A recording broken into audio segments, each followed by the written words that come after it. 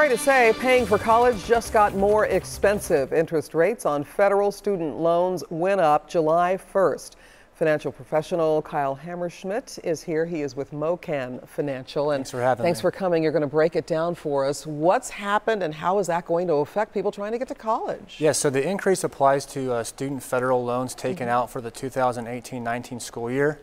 So for example, a student taking out $10,000 today can expect to pay on average about $12,000 in interest over the life of that loan. Wow. And this is on top of an improved increase by the 6 state universities here in Kansas, where students can now expect a 3% increase on tuition and fees. So what are you seeing? Are you talking with students that are trying to decide what to do, and what's your advice? The advice is we have 4 different steps we want to look at. The first is calculating the total cost of college. Okay. Before filling out any type of paperwork or signing on the dotted line, we need to do some research on what it's actually going to cost us to attend. Going to school involves just more than tuition. We need to calculate the cost of housing, books, food, and even entertainment.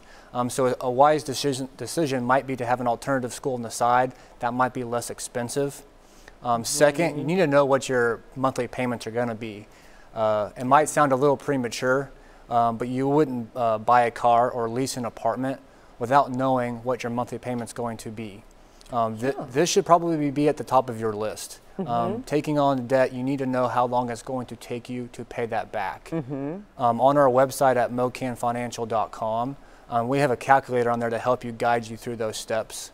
Oh my gosh, that's, are you seeing that people are really kind of getting discouraged and not going to college? Is that kind of the fear about this? It's not so much the fear, it's almost just not, diving in and looking at the numbers. So you think it's doable, we just need to know what we're doing and understand which route we should take to not get hit with, a financial burden. Correct.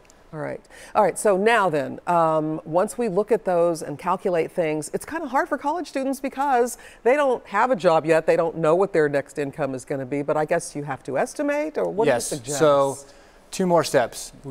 Once that time comes, you need to know what your repayment options are. Okay.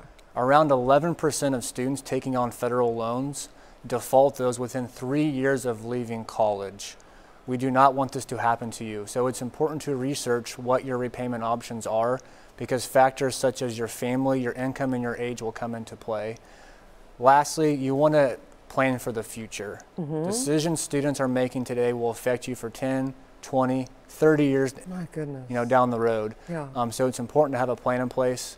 Here at MoCan Financial, we make it critical whatever stage you are in life, you need to have a financial plan in place to kind of make those course corrections to kind of see the light at the end of the tunnel. So when they default on that loan, what happens then? It's something that they'll feel for the next 5, 10 years. It affects their credit rating? Yes. Oh, so these loans have to be paid back. Absolutely. No matter what. So you got to figure out what you can afford before you sign. That's great advice. All right, MoCanFinancial.com. Yes, ma'am. All right. Thanks so much for coming. Thanks for having me. Helping us try to get through paying for college. Thank you.